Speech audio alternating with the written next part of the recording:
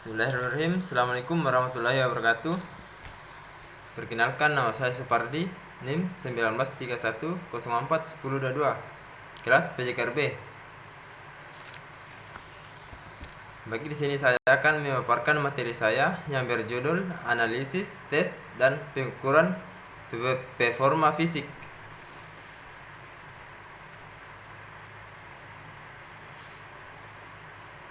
Adapun beberapa pengertian analisis, tes, dan pengukuran performa fisik, yaitu pengertian yang pertama, memberi gambaran keadaan latihan saat ini untuk mengetahui faktor kekuatan dan kelemahan seorang atlet sehingga dapat membantu dalam penyusunan program latihan. Pengertian yang kedua yaitu memberi informasi yang dapat membantu pelatih dan atlet dalam upaya meningkatkan kinerja atlet.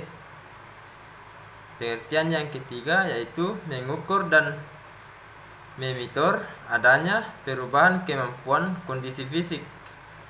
Yang keempat yaitu melakukan evaluasi dampak dari jenis program latihan yang baru.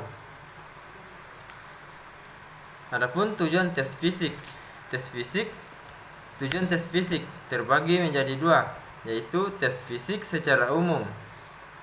Contoh General Fitness Test.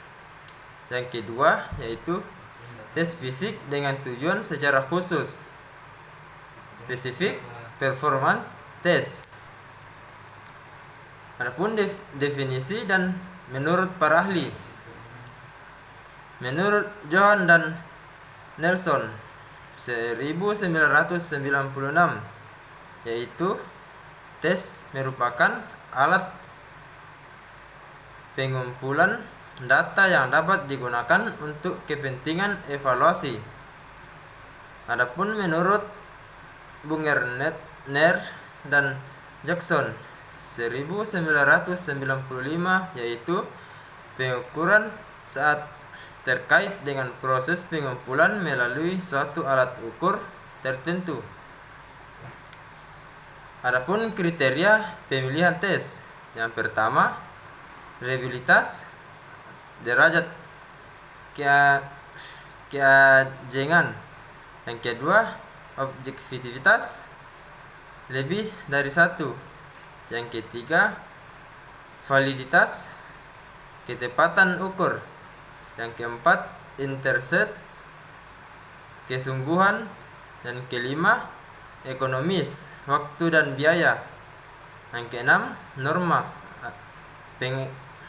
pegangan.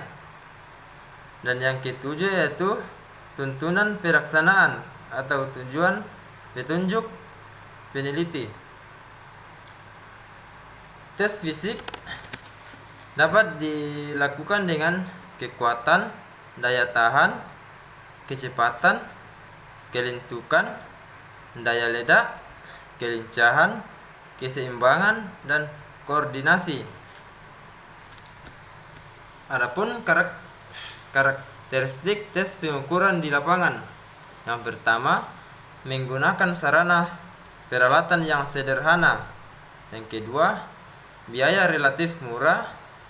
Dan yang ketiga, pelaksanaan mudah dan tidak memerlukan tenaga ahli. Yang keempat, informasi atau hasilnya mudah dipahami oleh pelatih dan atlet. Dan yang kelima yaitu cepat memberi hasil yang dapat diaplikasikan.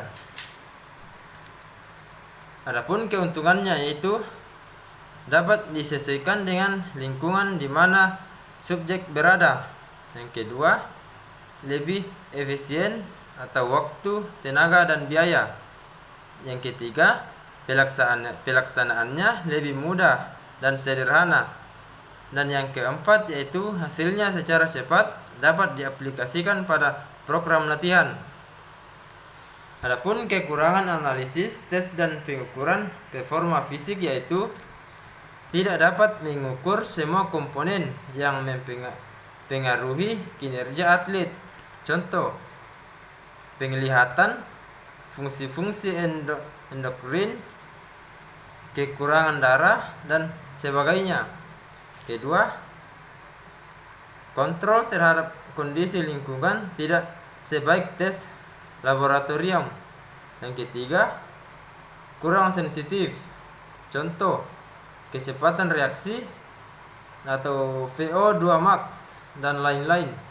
Dan yang keempat yaitu kurang mampu memisalkan komponen-komponen fisik yang mempengaruhi kinerja atlet, yaitu VO2 max, batas ambang, reaktivitas steril, dan lain-lain.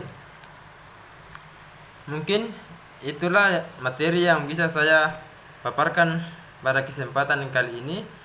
Kurang lebihnya mohon dimaafkan. Wabillahi taufik. Assalamualaikum warahmatullahi wabarakatuh.